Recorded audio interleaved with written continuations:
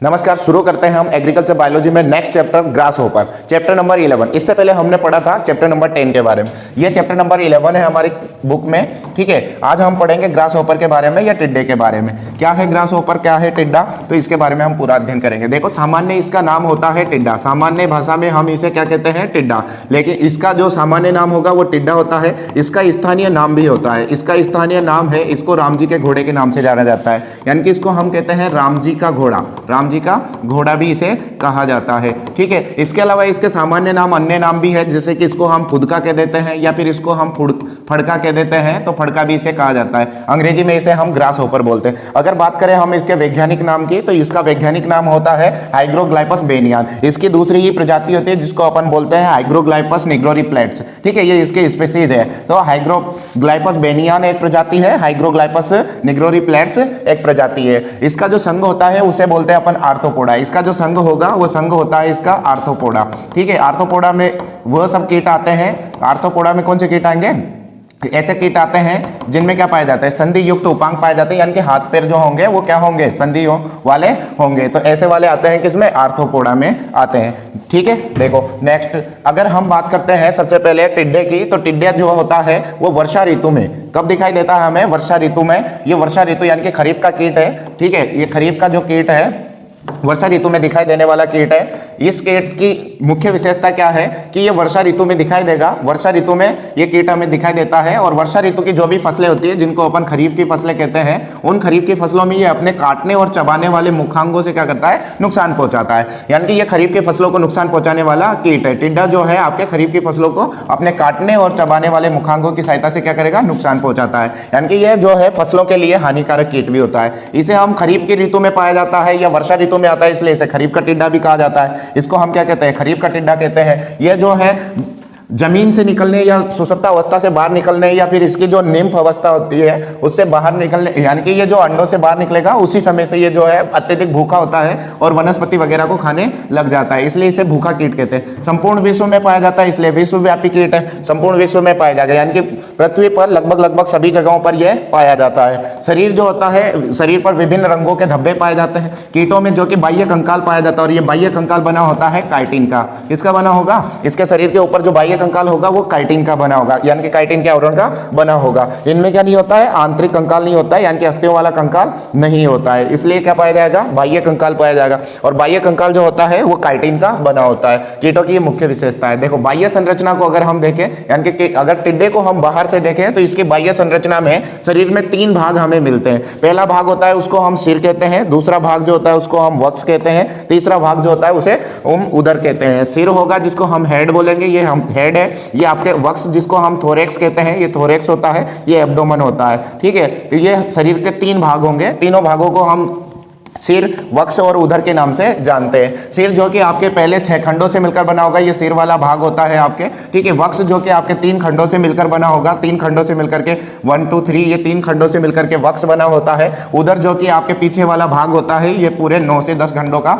बना होता है। ये जो है 10 खंड इसलिए कह देते हैं, कभी कभी इनमें जो है 10 से 11 खंड मिलकर के उदर बनाते हैं। ठीक है, तो हम समझ सकते हैं इसमें लगभग क्या होगा, 5 से 6 खंडों से मिलकर के क्या बना होगा, सिर बना होगा। 3 खंडों से मिलकर के आपके वक्ष बना होगा, 10 से 11 खंडों से मिलकर के आपके उदर बना होता है। यानी कि जो इसकी बाह्य संरचना होगी, तो यानी कि ये जो पूरे कीट का शरीर होगा तो वो लगभग 20 खंडों से मिलकर के बना होता है। कितने खंडों से, यानी कि टिड्डे का जो पूरा शरीर होगा वो 20 खंडों से मिलकर बना होगा। इन खंडों को हम ऐसे बांट सकते हैं, सिर वाले भाग में 5 से 6 खंड होंगे। 5 से 6 खंडों से लेकर सिर बना होता है, 3 खंडों से आपके वक्ष बना होता है, बाकी 10 से 11 खंडों से मिलकर के उदर बना होता है। तो उदर जो है आपके कितने खंडों से मिलकर बना होगा, 10 से 11 खंडों से मिलकर के बना होता है।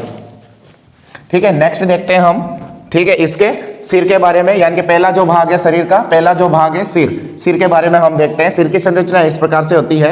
ये इसकी आंखें होती है, ये इसमें एंटीने पाए जाते हैं। इसके अलावा इसमें जो है आपके ये संयुक्त नेत्र होंगे। इसके अलावा जो है आपके इसमें 3 उपनेत्र पाए जाते हैं। नीचे मुखांग होते हैं इसके, तो ये मुखांग होंगे इसमें। और ये जो पूरा सिर है ये 6 खंडों से मिलकर के बना होता है, जिसमें अलग अलग प्रकार के भाग होंगे। यानी कि इसमें एंटीनी होगी, जिसको अपन श्रृंगिका बोलते हैं, एंटीनी या श्रृंगिका। ये श्रृंगिका इसमें पाई जाती है एक जोड़ी क्या पाई जाएगी, श्रृंगिका पाई जाएगी। एक जोड़ी संयुक्त नेत्र होंगे, ये कंपाउंड आई है, इसको अपन बोलते हैं संयुक्त नेत्र। ये इसमें पाए जाएंगे एक जोड़ी संयुक्त नेत्र। कितने होंगे, एक जोड़ी होंगे। ये आपके जो है इसमें क्या होंगे, उपनेत्र होते हैं, उपनेत्र की संख्या कितनी हो सकती है? उपनेत्र होते हैं, उपनेत्र की संख्या हो सकती है 3। कितनी हो सकती है? ये 1 2 3 कितने भी हो सकते हैं, 3 से अधिक नहीं होते हैं। उपनेत्र कहाँ पाए जाते हैं? दोनों आंखों के मध्य होंगे। जो दो संयुक्त नेत्र है उन्हीं के बीच में क्या पाए जाते हैं? उपनेत्र पाए जाते हैं, जिनकी संख्या अधिकतम कितनी हो सकती है? 3 हो सकती है। यानी कि मुख जो होता है, मुख का प्रकार होता है अधोन्मुखी। ऐसे कीट जिनका मुख नीचे लटका हुआ रहता है उनको हम बोलते हैं अधोन्मुखी।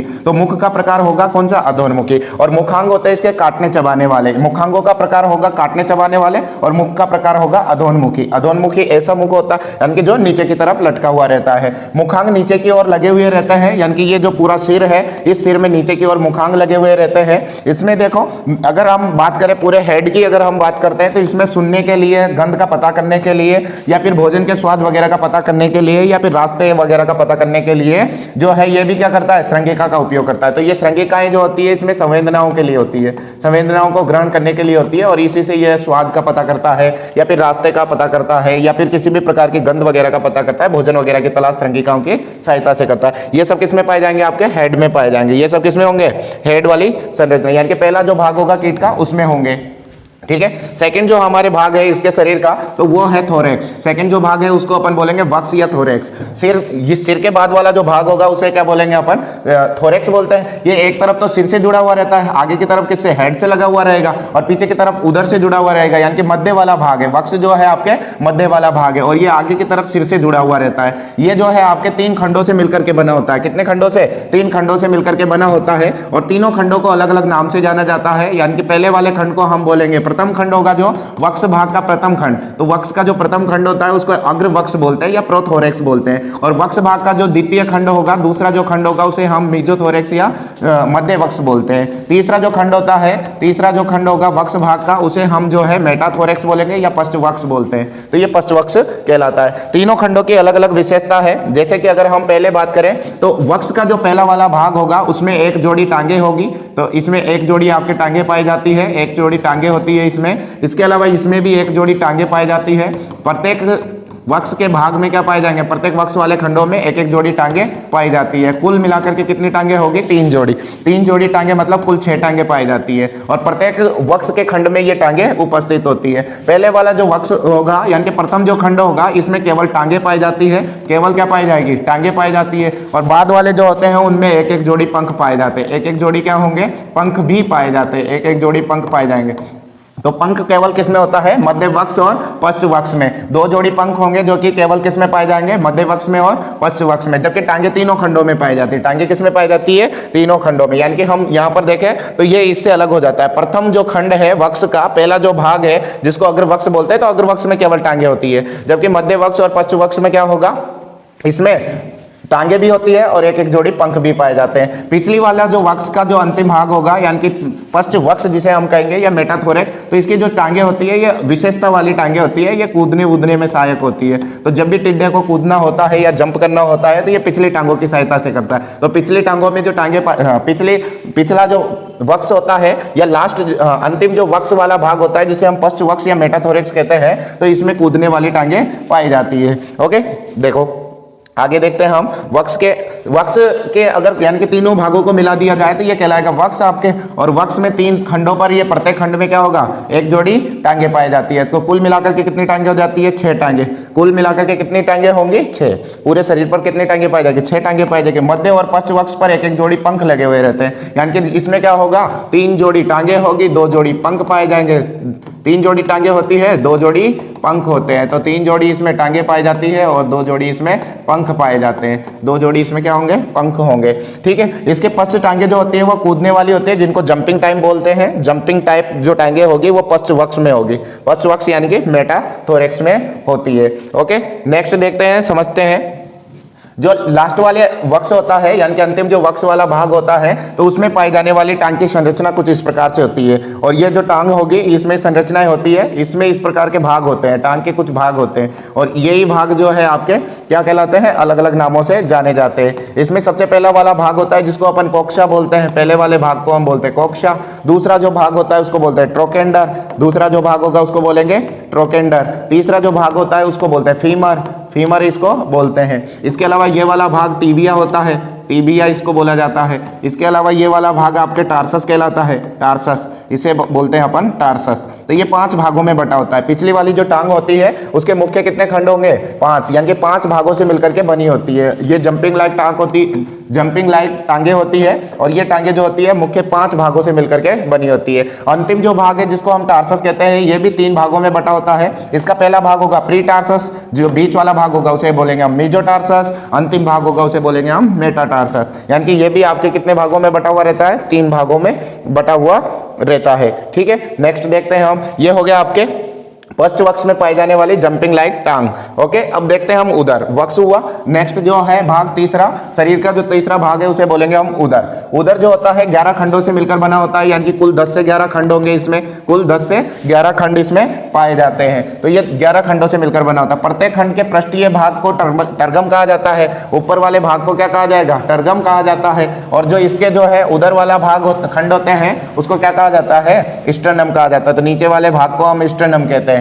ओके, देखो ऊपर वाला जो पृष्ठीय या पीठ वाला भाग होगा, उधर के जो 10 से 11 खंड होते हैं उसमें ऊपर वाला भाग क्या कहलाएगा? आपके टर्गम कहलाता है। इसको अपन बोलते हैं टर्गम, इसको टर्गम बोलेंगे। नीचे वाला जो भाग होगा उधर वाला, तो इसको अपन बोलते हैं स्टर्नम। ये स्टर्नम होता है। ठीक है, दोनों ही एक झिल्ली से जुड़े हुए रहते हैं जिसको हम पार्श्वीय झिल्ली कहते हैं। ये झिल्ली प्लूरोन होती है, तो ये प्लूरोन की झिल्ली से जुड़े रहते हैं। ठीक है, इसके ऊपर ये पूरा का पूरा क्या होगा? झिल्ली आवरण होगा, और उस झिल्ली को हम क्या बोलते हैं? उसको बोलते हैं हम पार्श्व झिल्ली को क्या बोलते हैं? प्लूरोन झिल्ली बोलते हैं। तो ये प्लूरोन झिल्ली के आवरण से ढका हुआ रहता है। यानी कि दोनों को, टर्गम और स्टर्नम को कौन जोड़ता है? प्लूरोन वाली झिल्ली जोड़ती है। ठीक है, देखो प्लूरोन में दोनों तरफ एक एक श्वसन छिद्र पाया जाता है, यानी कि इसमें क्या होगा? श्वसन छिद्र पाए जाएंगे, दोनों तरफ होगा, यानी कि इधर वाली साइड भी होगा और इसके बैक साइड भी होगा। दोनों तरफ क्या पाए जाते हैं? श्वसन छिद्र। देखो उधर में कुल 10 जोड़ी, हाँ, इस जो टिड्डे का शरीर होता है, तो टिड्डे के शरीर में कुल 10 जोड़ी श्वसन छिद्र पाए जाते हैं। 10 जोड़ी श्वसन छिद्र में से आपके 8 जोड़ी उधर में पाए जाएंगे, 2 जोड़ी आपके वक्ष में पाए जाएंगे। ठीक है, तो यानी कि 8 जोड़ी जो होंगे आपके वो किस में होंगे? उधर में। उधर में 8 जोड़ी होंगे, 8 जोड़ी श्वसन छिद्र आपके उधर में पाए जाएंगे। 2 जोड़ी आपके जो है मध्य और पश्च वक्ष में पाए जाएंगे, मध्य और पश्च वक्ष में पाए जाते हैं। बाकी 8 जोड़ी उधर में पाए जाएंगे। ये श्वसन छिद्र होते हैं दोनों पार्श्व, यानी कि बगल वाले भागों में पाए जाते हैं। 9वें और 10वें खंड को श्वसन छिद्र नहीं पाया जाता है, यानी कि इसमें जो 9वां और 10वां खंड होगा आपके उसमें श्वसन छिद्र अनुपस्थित होते हैं। 9वें और 10वें खंड में आपके श्वसन छिद्र अनुपस्थित होते हैं। ठीक है, 9वां जो 10वां खंड होगा वो इस प्रकार से जुड़ा हुआ रहता है कि इसको हम अलग अलग नहीं पहचान सकते, यानी कि कभी कभी इसको एक दूसरे का उपांग माना जाता है या एक भी गिन लिया जाता है। ठीक है, तो इनको एक भी मानते हैं तो अपन बोलते हैं 10 से 11 खंडों से मिलकर के बना होता है। ठीक है, देखो मादा का जो उदर होता है, मादा का उदर नर की अपेक्षा अधिक नुकीला होता है। यानी कि अगर हम बात करें तो मादा जो टिड्डे का उदर होगा तो वो क्या होगा? नुकीला होगा। जैसे नर का होगा इस प्रकार से, तो मादा का जो है वो अधिक नुकीला होगा। ठीक है, तो मादा वाला जो उदर होता है वो अधिक नुकीला होता है, यानी कि ये जो खंड होंगे, ये पीछे वाले खंड क्या होंगे? अधिक नुकीले होंगे। जबकि इसमें क्या होगा? नुकीला कम होता है नर में, जबकि मादा में क्या होता है? नुकीला। इसीलिए फिर मादा की लंबाई क्या होती है? अधिक। तो नर से ज्यादा अधिक लंबाई वाला उदर किसमें पाया जाता है? मादा में पाया जाता है। तो 8वें और 9वें खंडों के अवयव मिलकर के क्या बना लेते हैं? अंडरोपक। लंबा क्यों होता है? यानी कि ये जो है मादा का उदर लंबाई में ज्यादा क्यों होता है या नुकीला कैसे बनता है? तो 8वें 9वें खंड की लंबाई अधिक हो जाती है और उससे अंडरोपक बनता है, और इस अंडरोपक के कारण क्या होगा? मादा का जो है उदर भाग वो लंबा होता है, यानी कि नर की अपेक्षा क्या होगा? लंबा होता है। और ये अंडरोपक जो है इसकी सहायता से क्या किया जाता है? अंडकोष्ठ को मिट्टी विट्टी में गड्ढे खोद करके दबा दिया जाता है। तो जब भी कोई भी मादा टिड्डा अंडे देने के समय उन अंडों को जब जमीन में दबाता है तो उसके लिए जो गड्ढा किया जाता है, तो उस गड्ढे को करने के लिए अंडरोपक की आवश्यकता होती है, और ये अंडरोपक इसी में काम आता है। और ये अंडरोपक किससे मिलकर के बना होता है? 8वें 9वें खंडों से मिलकर के बना होता है। फिर इसमें ये जो गड्ढा बनाया जाता है वो अंडरोपक की सहायता से बनाया जाता है, और इसी में जो है एग चैम्बर होता है, यानी कि अंडकोष्ठ जो है उसको दबा दिया जाता है। अंडरोपक की सहायता से अंडकोष्ठ को दबा दिया जाता है। अंडकोष्ठ में अंडों का समूह होता है, यानी कि उसमें अंडे पाए जाएंगे, यानी कि उसमें क्या होंगे? अंडे होंगे। अंडकोष्ठ के अंदर मादा के सेने के लिए क्या पाए जाते हैं? अंडे पाए जाते हैं। यानी कि मादा अपने अंडे किस में देती है? अंडकोष्ठ में देती है, और उसको किसकी सहायता से दबा दिया जाता है?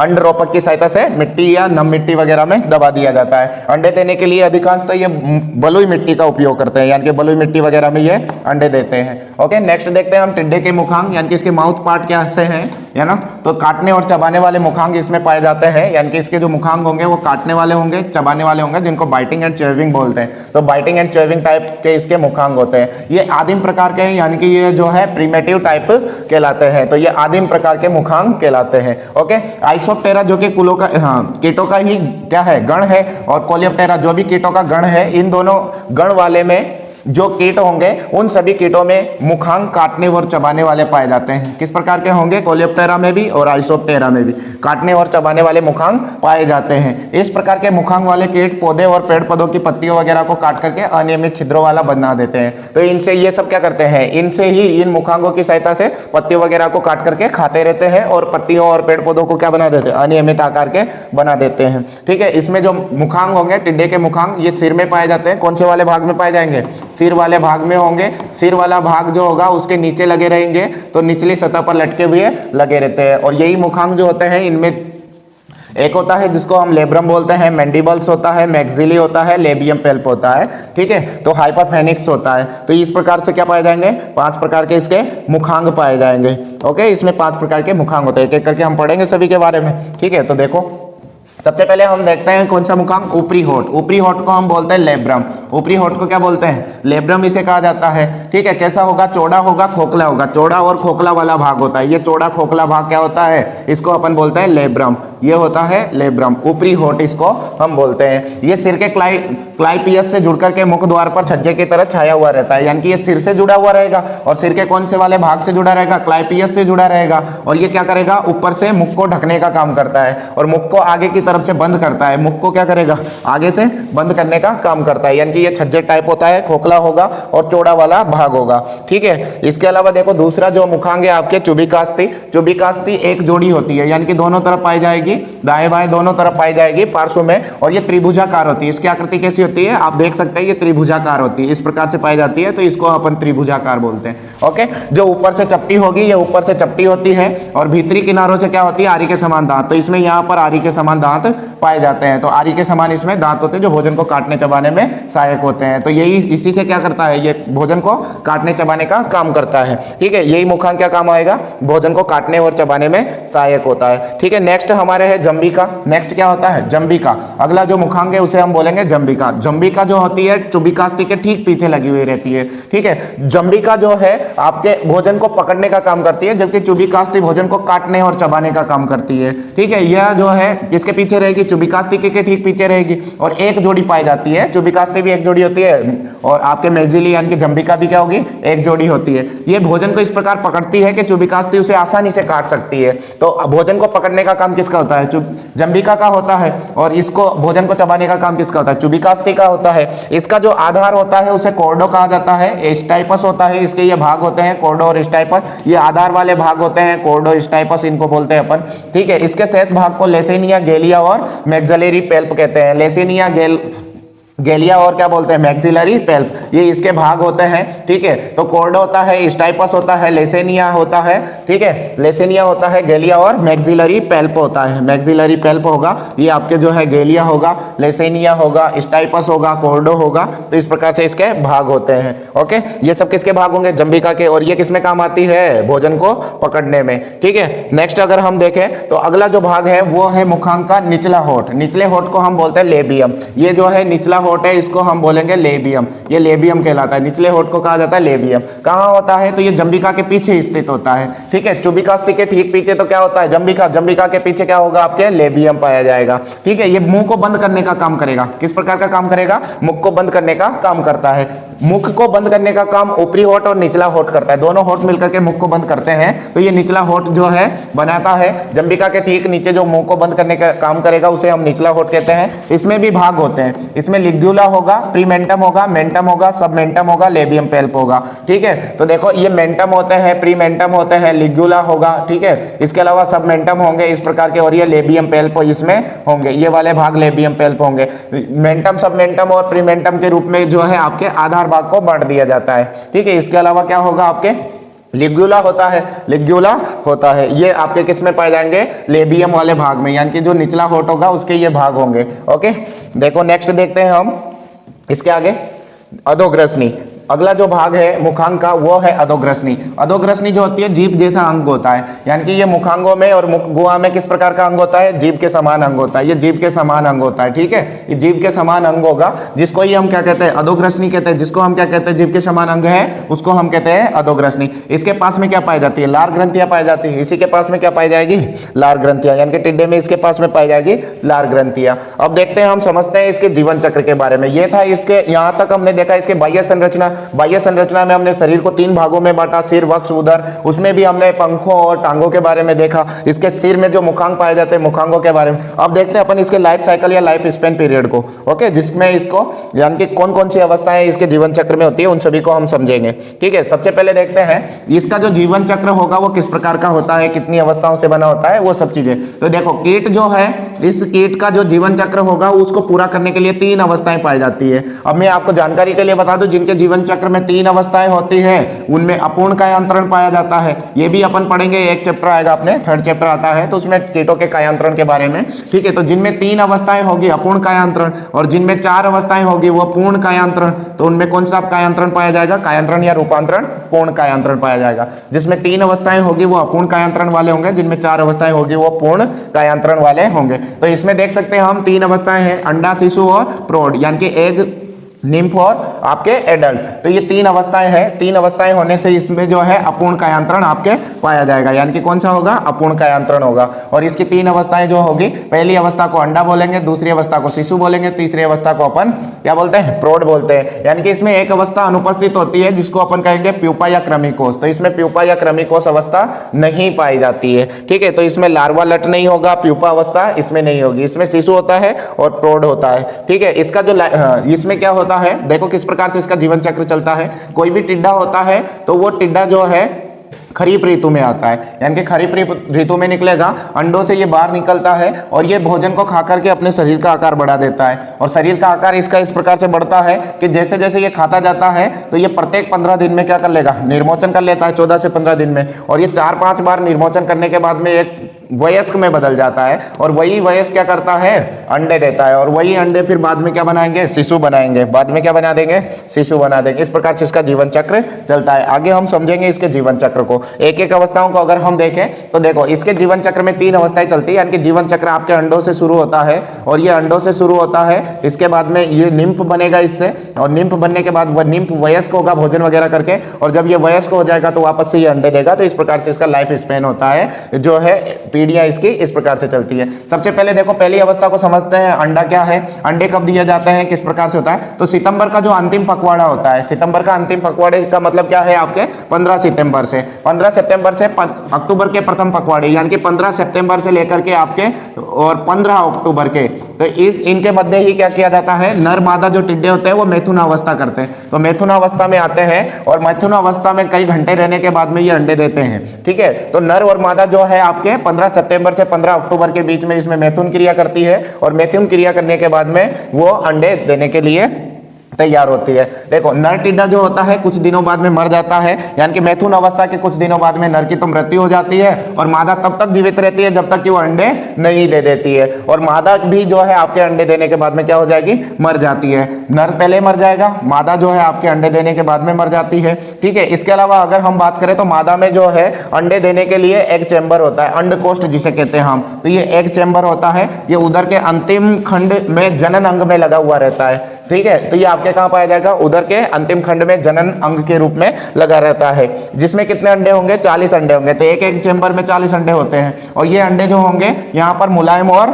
नम मिट्टी में, तो किस में दबा दिए जाते हैं इन अंडों को, मुलायम और नम मिट्टी में, और बलुई मिट्टी इसके लिए उपयुक्त होती है। मुलायम और जो है नम मिट्टी में इसको दबा दिया जाता है, ठीक है। अंडे देने की क्रिया देखते हैं यहाँ पर, ठीक है। वहीं पर उदर के अंतिम सिरे पर अंड रोपक पाया जाता है, तो उदर जो होगा उसके अंतिम सिरे पर अंड रोपक होता है, और उसी अंड रोपक को क्या करती है मादा जो होगी जमीन में, जमीन पर टिका करके उसको जमीन से डाल करके और टांगों की सहायता से आगे वाले यानी कि सिर के बल ऊंचा होकर के, तो आगे से तो ऊपर उठेगी और गोल गोल घूमती रहेगी, जिससे क्या होगा एक गहरा गड्ढा बन जाएगा। यानी कि उदर को जो है आपके जमीन से टिका देती है, आगे वाली टांगों के बल सीधा खड़ा होती है, यानी कि आगे जो है वो सीधे खड़े हो जाएगी, उसके बाद गोल गोल घूमेगी, गोल गोल घूमने से मिट्टी में क्या हो जाएगा, यहाँ पर गड्ढा बन जाएगा, और उसी गड्ढे में क्या रख दिया जाता है, अंडकोश, अंडकोष्ठ को रख दिया जाएगा, गड्ढे में अंडकोष्ठ को रख दिया जाता है। इसके बाद गड्ढे के ऊपर क्या करती है, जनन छिद्र यानी कि जो इसका गोनोपोर होता है उससे झागदार द्रव छोड़ती है, और यही झागदार जो द्रव होता है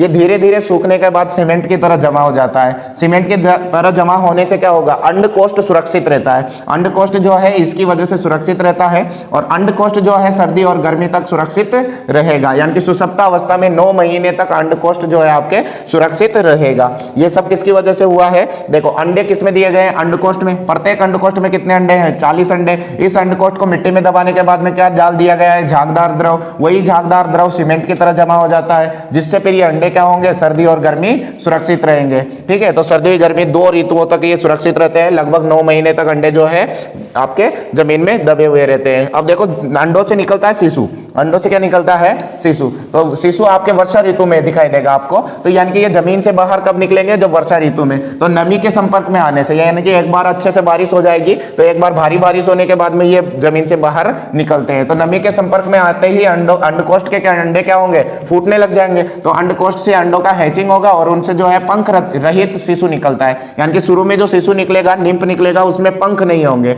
ठीक है, पंख रहित शिशु बाहर निकलता है, और निकलते ही ये भोजन की तलाश में फुदकने लगता है, इसलिए फिर इसको अपन बोलते हैं फुदका। ठीक है, तो पहले क्या होते हैं, ये फुदका होते हैं, बाद में टिड्डा बनते हैं। तो जब ये बाहर निकलते हैं तो उस समय भोजन की तलाश में होते हैं, इसलिए इनको कहा भी जाता है भूखा कीट। क्या कहते हैं इनको, भूखा कीट इनको कहा जाता है। भोजन की उपलब्धता पर जब शरीर का आयतन बढ़ने लगता है तो ये अपने शरीर के ऊपर का जो बाह्य आवरण है या फिर बाह्य कंकाल है, तो वो त्वचा के रूप में उसको हटा दिया जाता है। तो इसी को क्या किया जाता है, हटा दिया जाता है, त्याग करके और नया प्राप्त कर लिया जाता है। इस क्रिया को हम निर्मोचन कहते हैं। जब जब टिड्डे के शरीर का आयतन बढ़ता है, यानी कि भोजन करते रहने से आयतन बढ़ता है, तो ये काइटिन के जो बाह्य आवरण होता है उसको त्याग देता है, और उसी बाह्य आवरण को हम त्यागने की क्रिया क्या कहलाती है, निर्मोचन आपके कहलाती है। ठीक है, शिशु के वयस्क बनने तक, शिशु जब वयस्क बनता है तो अपनी त्वचा का 5 से 6 बार निर्मोचन करता है। ठीक है, तो ये इसमें कितने निर्मोचन पाए जाएंगे, यानी कि इसके जीवन चक्र में लगभग शिशु से वयस्क बनने के बीच में 5 से 6 निर्मोचन अवस्थाओं को ये प्राप्त करता है। यानी कि 6 बार काइटिन के बाह्य कंकाल को ये क्या कर देता है, त्याग देता है, और 5 बार इसमें बढ़ा जाएगा। यानी कि शरीर का आयतन जो है बढ़ने के कितनी अवस्थाएं होगी, 5 अवस्थाएं इसमें होगी। ठीक है, इसी प्रकार शिशु से क्या बन जाता है, वयस्क बन जाता है, और ये वयस्क बनता है 70 से 80 दिन में। 70 दिन में जो है आपके नर वयस्क बनता है, यानी कि नर का जो है परिवर्धन वो 70 दिनों में हो जाता है, और मादा का परिवर्धन जो है आपके 80 दिनों में होता है। यानी कि 70 से 80 दिनों में क्या होगा, कोई भी फुदका जो है आपके वयस्क में बदल जाएगा, तो ये वयस्क बन जाता है। तो वयस्क अवस्था, अब वयस्क जो होता है यानी कि प्रौढ़, वो तीसरी अवस्था है। जीवन चक्र की तीसरी अवस्था को हम प्रौढ़ या वयस्क कहते हैं। ये कौन सी अवस्था होगी आपके, प्रौढ़ या वयस्क। ठीक है, देखो मैथुन के बाद में नर व अंडे देने के बाद में मादा की मृत्यु हो जाती है, और इस प्रकार से वयस्क समाप्त हो जाते हैं। और फिर क्या होगा, अंडा अवस्था चलेगी, फिर उसके बाद में आपके वापस से निम्फ आएगा, फिर वयस्क होने के बाद अंडे वगैरह देने के बाद नर मादा दोनों की मृत्यु हो जाएगी, और फिर आपके अगली जनरेशन आती है। तो इस प्रकार से इसका जीवन चक्र चलता रहता है। जीवन चक्र में 3 अवस्थाएं होगी, अंडा होगा, अंडे से निम्फ निकलेगा, वो निम्फ जो है खाने पीने के बाद में शरीर आयतन बढ़ा करके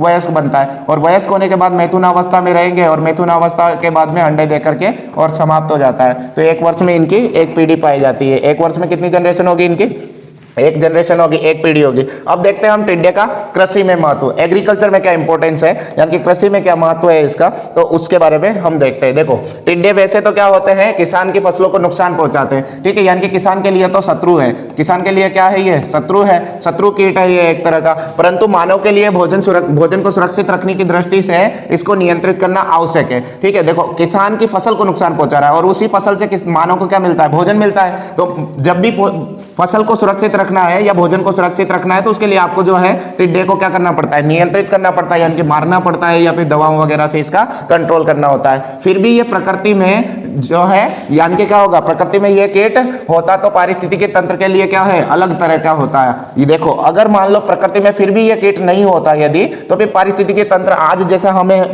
दिखता है वैसा यह नहीं होता। इसके कारण है कुछ, देखो समझते हैं हम। देखो अत्यधिक भोजन करने के कारण मलत्याग भी बहुत ज्यादा करता है, यानी कि ये दिन भर खाने का ही काम करता है, ये खाता रहता है, शरीर का आकार बढ़ाता रहता है, यानी कि खाने पीने का, इसलिए इसको भूखा कीट कहा जाता है। तो ये अत्यधिक क्या करता है, मलत्याग भी अत्यधिक करता है, ज्यादा खाता है, ज्यादा मल त्याग करता है। इसके मल से सूक्ष्म जीव और गोबर के खाद की तुलना में क्या होगा, ज्यादा उर्वरकता बढ़ती है, तो ये मृदा उर्वरकता को बढ़ाने में सहायक है। कि वैसे तो किसान को क्या करता है, हानि पहुंचाता है, यानी कि सीधा सीधा प्रत्यक्ष रूप से तो सीधा सीधा क्या करेगा, फसल को काट करके या फसल के पत्तियों को इनको खा करके फसल को नुकसान पहुंचाता है। लेकिन क्या होगा, इसके खाने से जब ये वनस्पति पदार्थों को खाता है तो ये मल भी त्याग करता है, और वो मल जो होगा वो कार्बनिक पदार्थों के रूप में होगा, यानी कि उसमें सूक्ष्म जीव और जो गोबर की खाद होती है आपके, उससे ज्यादा उर्वरक क्षमता होती है। तो ये मृदा उर्वरकता बढ़ाने में सहायक होता है। जब भी टिड्डों की मृत्यु हो जाती है, यानी कि जब टिड्डे मरते हैं, ज्यादा संख्या में टिड्डे मरते हैं, क्योंकि होते भी ये बहुत ज्यादा संख्या में, तो जब भी ये टिड्डे मरते हैं तो शरीर में इनका शरीर जो होगा वो मिट्टी में दफन हो जाता है, या मिट्टी में मिल जाता है, तो उससे नाइट्रोजन और सूक्ष्म जीव क्या करते हैं, मृदा उर्वरकता बढ़ाते हैं। तो इससे क्या होता है, नाइट्रोजन वगैरह पौधों को मिल जाती है आसानी से,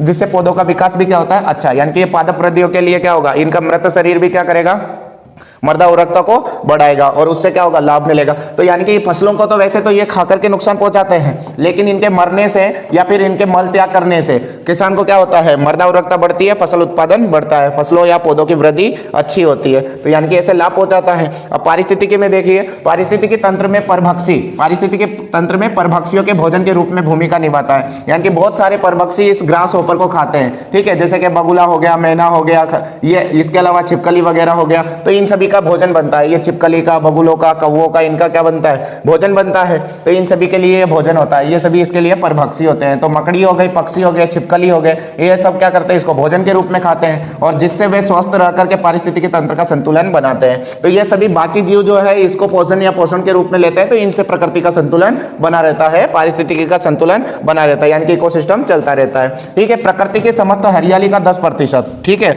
अगर हम समझे तो प्रकृति का लगभग 10%, जितनी भी वनस्पति है, जितनी हरी वनस्पति है, तो उसका लगभग 10% जो है अकेले कौन सेवन कर जाता है, आपके टिड्डे खा जाते हैं। इसलिए जिनके जितने भी पौधे होते हैं उनकी अवांछित वृद्धि क्या हो जाती है, नियंत्रित, यानी कि जैसे खरपतवार वाले पौधे हैं या फिर जो पौधे ज्यादा वृद्धि कर रहे हैं, तो वो सब नियंत्रित हो जाता है, यानी कि एक तरह से पारिस्थितिकी संतुलन बना करके रखता है। तो प्रकृति में वनस्पति वगैरह की भी अवांछित वृद्धि को रोकने का काम किसका है, ग्रास होपर का है, क्योंकि ये प्रतिवर्ष आएगा और एक जीवन चक्र में लगभग 10% वनस्पति का नियंत्रण कर जाएगा। ठीक है, देखो अब हम समझ सकते हैं कि टिड्डे का जो है मानव भोजन में भी उपयोग किया जाता है। मानव बहुत सारे देशों में क्या किया जाता है, टिड्डे को भोजन के रूप में भी उपयोग किया जाता है, यानी कि टिड्डे को भोजन के रूप में भी खाया जाता है, अलग अलग व्यंजनों के रूप में इसको खाया जाता है। तो टिड्डे से बहुत सारे व्यंजन वगैरह भी बनाए जाते हैं, यानी कि मानव भी इसे भोजन के रूप में उपयोग करता है, यानी कि खेती के साथ साथ जो है पर्यावरण के लिए और मानव के भोजन के लिए भी उपयोगी होता है। समझ सकते हैं हम। देखो दक्षिणी मैक्सिको में चापुलाइन नाम का जो है व्यंजन बनाया जाता है, और इस व्यंजन में एक डिश है जिसको जो बहुत फेमस है, तो वह प्रमुख व्यंजन है टोर्टिलस। यानी कि कौन कौन से व्यंजन हो गए आपके, दक्षिणी मैक्सिको में चापुलाइन डिश होती है, और इसी में जो है आपके क्या होगा, टोर्टिलस, इनको खाया जाता है। तो ये टोर्टिलस वगैरह को खाया जाता है, ये यहाँ की क्या है, टिड्डे से बनने वाली डिश है। तो टोर्टिलस आपको याद रखना है और चापुलाइन आपको याद रखना है। ये कहां पर खाया जाता है, दक्षिणी मैक्सिको में। और इन व्यंजनों को किसके साथ खाया जाता है, मिर्ची के सॉस के साथ में खाया जाता है। तो मिर्ची का जो सॉस होता है उसके साथ में खाया जाता है, यानी कि चिली सॉस।